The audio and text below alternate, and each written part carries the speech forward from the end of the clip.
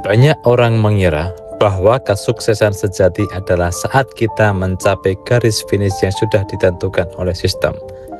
Lulus perguruan tinggi kedinasan prestisius, mendapatkan posisi di instansi pemerintahan yang menjadi idaman banyak orang, memiliki gaji bulanan yang pasti, yang ada tunjangan remunerasi cukup besar. Dunia dan sekitar melihat saya sebagai sosok yang sudah aman, seolah akan mendapatkan segalanya yang dibutuhkan untuk hidup tenang sampai masa pensiun nanti. Namun, di balik seragam yang rapi ini, ada sebuah bisikan yang tidak pernah benar-benar diam. Sebuah pertanyaan yang muncul setiap kali saya bercermin. Apakah ini benar-benar batas tertinggi dari potensimu? Apakah benar saya akan terus berkarir di Kementerian Bonafit ini sampai nanti usia pensiun? Tepat jam 2 pagi, saat di luar sana dunia terlelap, saya justru terjaga. Di dalam kamar rumah dinas sederhana, di sebuah provinsi yang baru saja terkena bencana yang sangat dahsyat di tahun 2004, di sebuah kota yang berjarak 2.300 km dari Jakarta, saya merenung. Saya sedang menatap uang tersisa di dompet yang hanya cukup untuk makan tidak lebih dari 1 minggu. Di sanalah saya menyadari satu hal pahit, bahwa rasa aman seringkali menjadi musuh terbesar dari kemajuan. Saya mungkin memiliki kestabilan, namun saya kehilangan kendali atas waktu saya sendiri. Saya merasa seperti mesin yang berjalan dengan presisi, tetapi tidak bergerak menuju mimpi yang saya bangun dengan tangan saya sendiri. Malam itu adalah titik balik. Saya bukan ingin melepas tanggung jawab sebagai abdi negara. Ada ikatan dinas, beban moral bagi kami mantan siswa yang telah kuliah dibiayai negara. Tetapi saya menolak untuk membiarkan potensi saya terkunci hanya di satu kotak. Saya ingin mendefinisikan arti ulang sukses, bukan hanya tentang nominal di rekening, tetapi tentang kebebasan. Panggil saya Ari, dan ini adalah kisah perjalanan saya dalam menyeimbangkan pengabdian kepada negara dengan gairah membangun bisnis sendiri. Sebuah perjalanan yang saya dedikasikan untuk 5 pilar utama, 5F: Fight, Family, Finance, Friends, and Freedom. Selamat datang di Demi Waktu.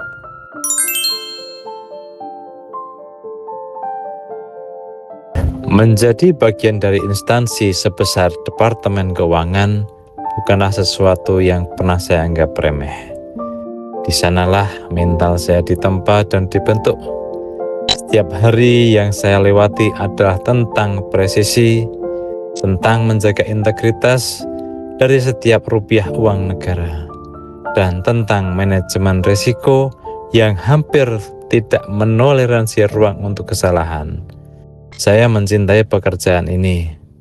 Berada di lingkungan yang menuntut standar kesempurnaan tinggi membuat saya mengerti arti sebenarnya dari kedisiplinan dan dedikasi. Saya bangga dengan NIP yang saya punya, bangga menjadi salah satu penggerak perubahan, seperti yang selalu disampaikan oleh dosen ketika kuliah dulu. Namun, ironisnya, justru dari dalam pusaran birokrasi yang ketat inilah, cara pandang saya terhadap hidup mulai bergeser. Sistem di kantor secara tidak sadar telah menanamkan satu prinsip fundamental di kepala saya, efisiensi. Saya dilatih untuk melihat bagaimana dengan sumber daya yang serba terbatas harus dikelola agar mampu memberikan dampak yang paling masif. Suatu siang, di tengah tumpukan laporan keuangan yang harus saya selesaikan, sebuah pertanyaan sederhana tiba-tiba menghantam saya dengan keras. Jika saya bisa memeras pikiran, tenaga, dan waktu untuk memastikan efisiensi anggaran negara hingga ke digit terakhir yang paling kecil, mengapa saya tidak menerapkan standar militan yang sama untuk membangun ekonomi keluarga saya sendiri, perusahaan sendiri? Mengapa keahlian analisis, kemampuan finansial, dan pemahaman birokrasi ini hanya berhenti di meja kantor saja dan tidak saya proyeksikan untuk menciptakan aset saya sendiri. Kesadaran itu perlahan tumbuh menjadi ambisi yang tidak bisa lagi saya padamkan. Saya mulai menyadari bahwa ilmu yang saya pelajari bertahun-tahun, mulai dari membaca proyeksi cash flow, disiplin arus kas, hingga efisiensi anggaran, adalah senjata yang terlalu tajam jika hanya digunakan untuk membesarkan institusi, tanpa pernah digunakan untuk memberdayakan diri sendiri dan bisa ditularkan kepada masyarakat banyak kelak nanti. Saya sampai pada satu kesimpulan mutlak. Pengabdian kepada negara tidak harus dibayar dengan mengorbankan kemerdekaan finansial pribadi. Menjadi seorang abdi negara dan menjadi seorang wirausahawan bukanlah dua identitas yang harus saling mematikan. Dari ruang kerja itu, saya memutuskan untuk tidak lagi memilih satu. Saya memutuskan untuk mengarungi keduanya.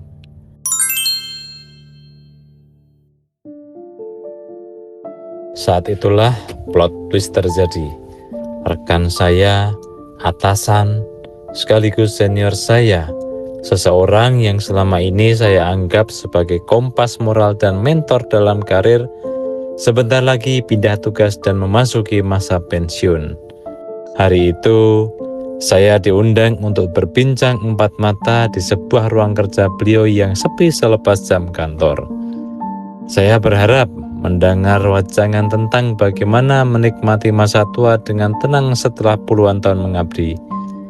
Namun, saat menatap matanya, saya justru melihat gurat kecemasan yang mendalam, sebuah ketakutan yang tersembunyi di balik senyum sopannya. Dia punya segalanya yang dianggap sukses oleh standar umum: jabatan tinggi, reputasi, dan kepastian masa depan.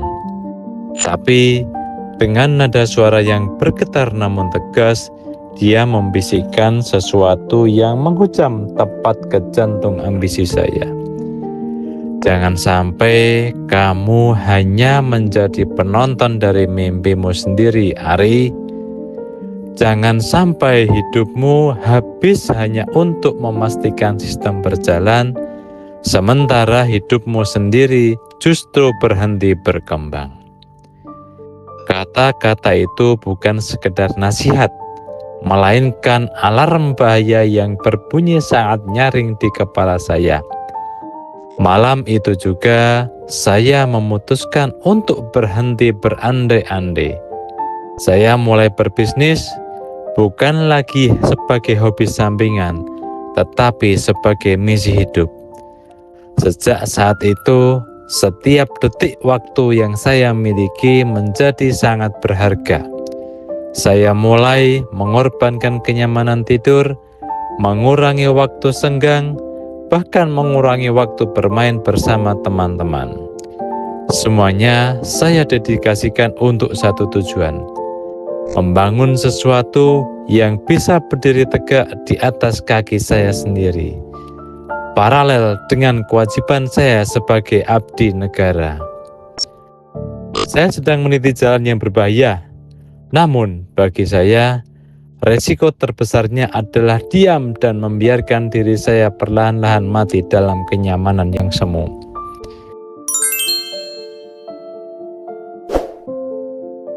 Di titik inilah saya menyadari bahwa untuk menjalankan dua kehidupan secara bersamaan, saya membutuhkan kompas yang tidak akan pernah goyah. Saya tidak bisa hanya bekerja keras, saya harus bekerja dengan filosofi yang terintegrasi. Maka lahirlah 5F yang menjadi pondasi dari setiap keputusan besar yang saya ambil. Faith atau keyakinan, keimanan adalah yang pertama. Tanpa pondasi spiritual yang kuat, semua ambisi ini hanyalah manifestasi dari keserakahan yang kosong. Keyakinanlah dan keimanan yang membuat saya tetap membumi saat bisnis mulai melesat, dan tetap tabah saat kegagalan datang mengetuk pintu. Saya percaya kepada Allah, Tuhan saya. Dialah sumber kekuatan utama saya. Yang kedua adalah family. Mereka adalah jangkar di tengah badai kehidupan yang sibuk. Saya belajar bahwa jika saya mengorbankan keharmonisan rumah tangga demi mengejar keuntungan, maka saya sebenarnya sedang menuju kebangkrutan yang sesungguhnya. Restu dan dukungan istri dan orang tua adalah aset paling berharga yang tidak akan pernah bisa diukur dengan angka di lembar neraca. Yang ketiga, finance. Bagi saya, uang bukanlah tujuan akhir, melainkan alat untuk mencapai kebebasan. Saya memperlakukan uang dengan disiplin tinggi, memisahkannya dengan tegas antara urusan pribadi, uang jatah keluarga, pengembangan usaha, dan tentunya untuk sedekah. Yang keempat adalah friends. Lingkaran pertemanan adalah cerminan dari masa depan kita. Saya mulai selektif, membatasi diri dari pergaulan yang hanya membuang waktu, dan mulai mengelilingi diri dengan orang-orang yang memiliki visi dan misi yang serupa. Dan yang terakhir adalah freedom. Inilah mahkota dari semua usaha saya. Kebebasan di sini bukan berarti saya bebas dari tanggung jawab atau bebas dari aturan, melainkan kebebasan untuk memiliki pilihan. Saya ingin mencapai titik di mana saya bisa memutuskan bagaimana waktu saya habiskan, kepada siapa saya mengabdi, dan warisan apa yang ingin saya tinggalkan. 5F ini bukan sekedar jargon, melainkan sistem operasi yang memastikan bahwa saya tidak kehilangan jati diri saat sedang berusaha menaklukkan dunia. Menjalani dua profesi kehidupan secara simultan bukanlah perjalanan yang mulus, melainkan ujian ketahanan yang ekstrim. Saya menyebut fase ini sebagai neraka waktu. Ada hari di mana atasan melihat mata saya yang memerah karena kurang tidur dan bertanya tentang performa kinerja saya. Tidur sehari 3-4 jam saya jalanin berbulan-bulan di awal tahun berbisnis. Sementara di saat yang bersamaan, cibiran dari teman-teman tidak terelakkan. Untuk apa kuliah tinggi-tinggi jika hanya untuk mencari keuntungan Rp2.000, kata mereka. Kata-kata itu menancap, membekas di hati. Bukan dendam, bukan jengkel yang saya rasakan, tetapi justru itu menjadi motivasi berlebih agar saya bisa membuktikan kelak.